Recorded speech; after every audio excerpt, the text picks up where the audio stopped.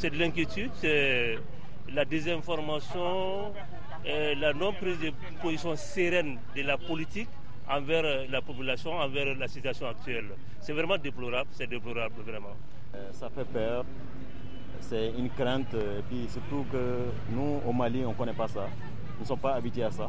Depuis l'indépendance à nos jours, on n'a jamais vécu de telles situations. Donc on se dit même, est-ce que nous sommes au Mali? Parce que le Mali c'est la culture, c'est le cousinage, on ne connaît pas les armes. Donc ça c'est vraiment quelque chose qui fait honte, ce n'est pas digne de notre pays, de nous-mêmes. C'est un peu décourageant quoi, parce que nous sommes tous des Maliens. Bon, moi je ne pense pas que les Maliens se prennent les armes contre eux-mêmes, pour moi c'est un peu vilain quoi. L'appel que je lance au gouvernement et à l'armée malienne, c'est de mettre au service, de sécuriser la population malienne. Parce que la population malienne souffre maintenant. Quand j'ai vu les balles en train de circuler à Bamako, là, ça m'a fait peur quoi. C'est un peu décourageant. Là, j'ai un appel au gouvernement de mettre au travail pour la réconciliation, pour que l'arme cesse de circuler à Bamako. Moi, cet événement m'a vraiment dépassé, que je ne sais même pas quoi dire. Si on a telle situation au nord et que nos soldats sont en train de se tuer ici, c'est désolant. Beaucoup d'inquiétudes. Aujourd'hui, ce dont on a besoin, ce ne sont plus ces troubles-là. C'est plutôt la quiétude, l'apaisement. Ce qui s'est passé, ça s'est déjà passé. Donc je pense qu'aujourd'hui, il est temps pour les uns et les autres de se comprendre et de se mettre au travail. Parce qu'on ne va pas demeurer indéfiniment dans cette situation. Il faut que les uns et les autres comprennent qu'aujourd'hui, le Mali n'a pas besoin de ces troubles-là. On est déjà dans une situation difficile. Il faut faire face à ces difficultés-là. Moi, je pense qu'eux-mêmes doivent savoir qu'ils sont là pour sécuriser le pays et non vraiment pour nous déstabiliser. Vraiment.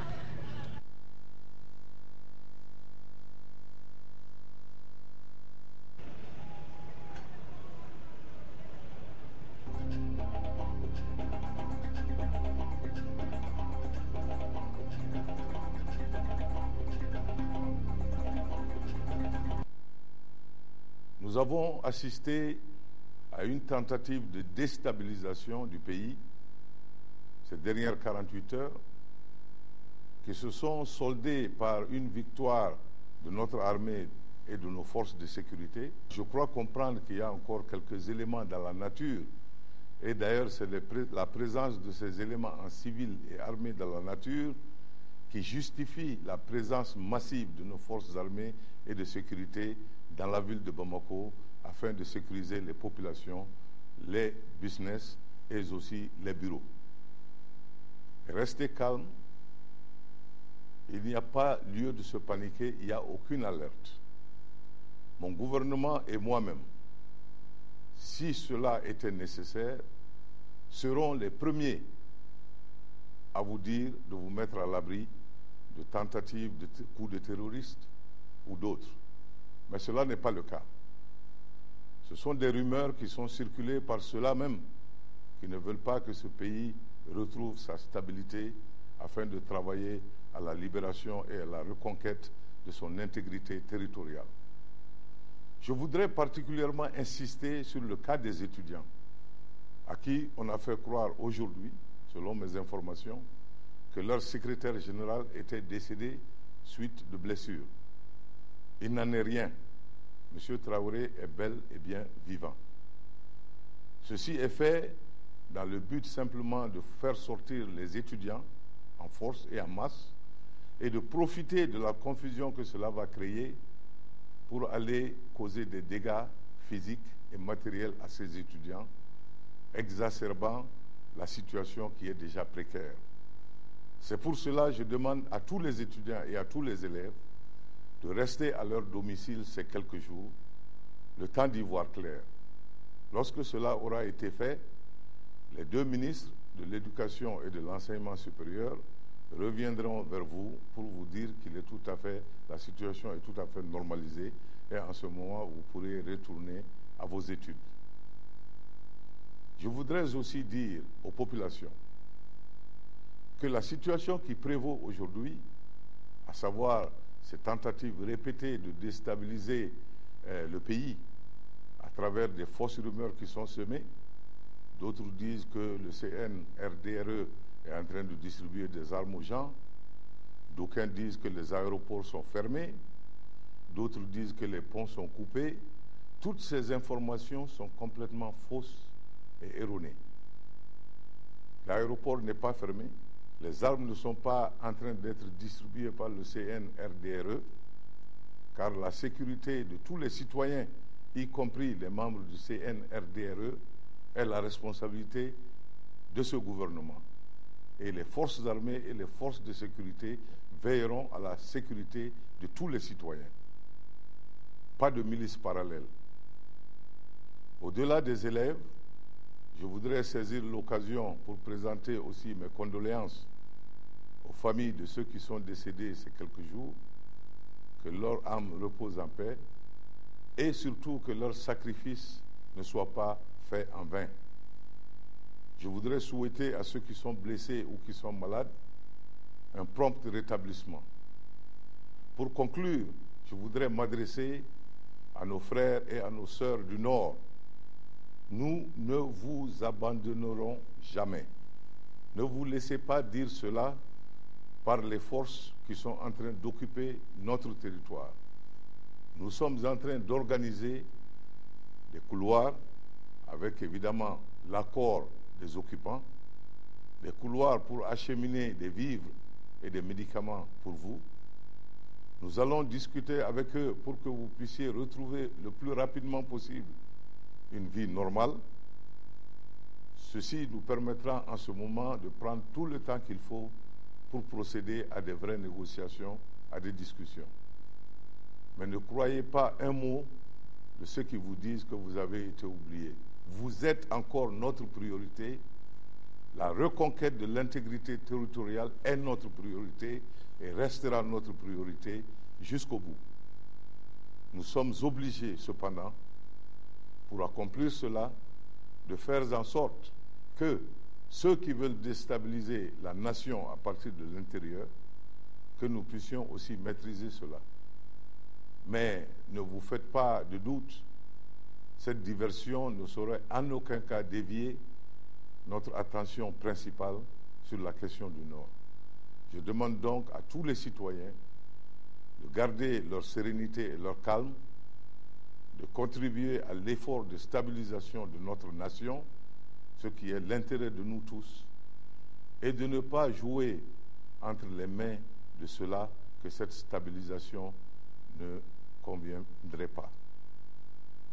Et c'est pour cela que je vous demande, dans votre vigilance, de reporter aux autorités compétentes tous les agissements qui seront en dehors de la norme, afin que très rapidement, nous puissions retourner à une vie normale et commencer le travail effectif de reconquérir notre souveraineté et d'amener finalement la prospérité à tous les enfants de cette nation.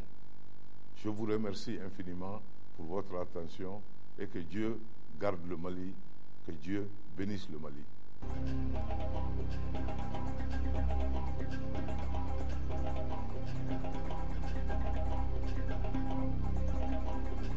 Je voudrais porter à la connaissance des populations que depuis les événements du 30 avril et 1er mai 2012, les forces armées et de sécurité mènent des patrouilles intensives aussi bien à l'intérieur de la ville de Bamako aux entrées et sorties de la ville.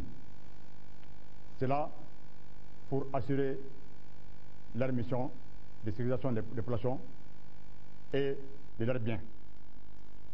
Ces patrouilles ont également, n'est-ce pas, pour objectif de rechercher les auteurs donc des attaques qui ont causé la mort de nombreuses personnes, aussi bien civiles que militaires. Dans la journée d'aujourd'hui, des rumeurs tendancieuses faisant état d'une attaque des services publics et privés ont provoqué une panique généralisée et l'abandon des bureaux et des services par les travailleurs. Il s'agit en fait de rumeurs sans fondement. Et il faut quand même reconnaître que dans la journée, des tirs ont été effectués en divers endroits de la ville. Et c'est ce qui a effectivement provoqué une certaine panique des populations. Mais en concertation avec le ministre de la Défense et les anciens combattants, nous prendrons toutes les dispositions pour que cette tir cesse désormais. Nous invitons les travailleurs, les ouvriers et toutes les populations à reprendre leur activité dans le calme et la tranquillité demain, jeudi 3 mai 2012. En tout état de cause, nous leur donnons leur assurance que les forces armées et de sécurité prendront toutes les dispositions pour que les populations battent à leur occupation. Maintenant, concernant les événements survenus le 30 avril et le 1er mai 2012, événements qui ont causé la mort de plusieurs militaires et civils, nous avons pris des dispositions. C'est ainsi qu'aujourd'hui, à 11h, j'ai reçu dans mon bureau le ministre de la Justice. Avec le ministre de la Justice et le directeur général de l'Assemblée nationale et des membres de mon cabinet, nous avons eu une séance de travail au cours de laquelle nous avons pris des dispositions pour ouvrir une enquête sur les événements au cours desquels des militaires et civils ont été tués. Nous donnons l'assurance que ces enquêtes seront menées dans la transparence et avec la rigueur requise. D'ores et déjà, plusieurs présumés auteurs ont été arrêtés et ils seront déférés à la justice conformément à la loi. S'agissant maintenant de l'incident survenu au campus universitaire de la PAST le 30 avril 2012, incident qui a causé la mort de 2 étudiants et la blessure d'autres, je me suis personnellement rendu à l'hôpital Gabriel Touré le 30 avril vers 18h au suivi des blessés.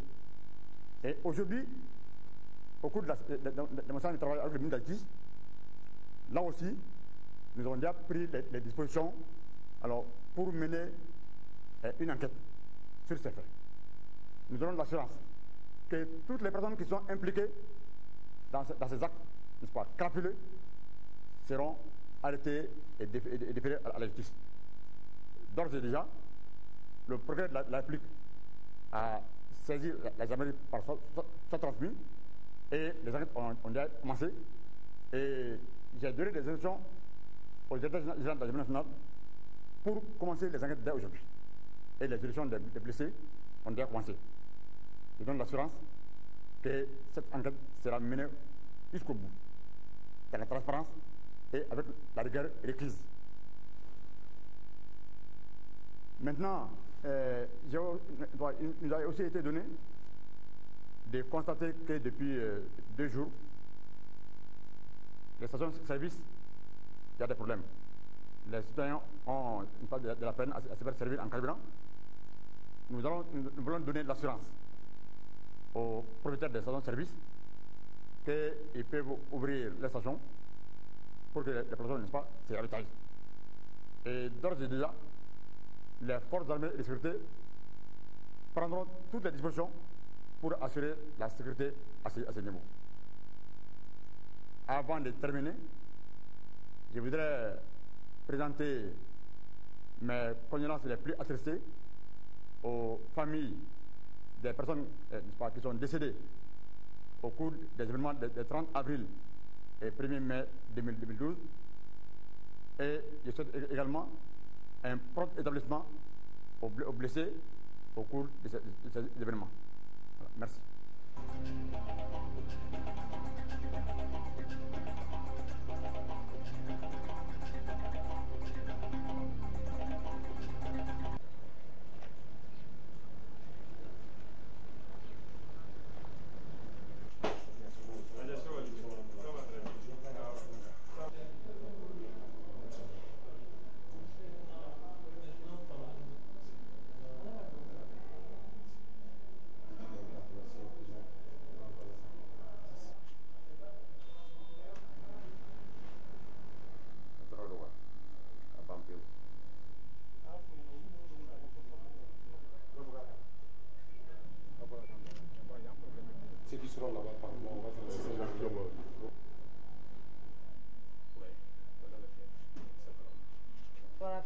On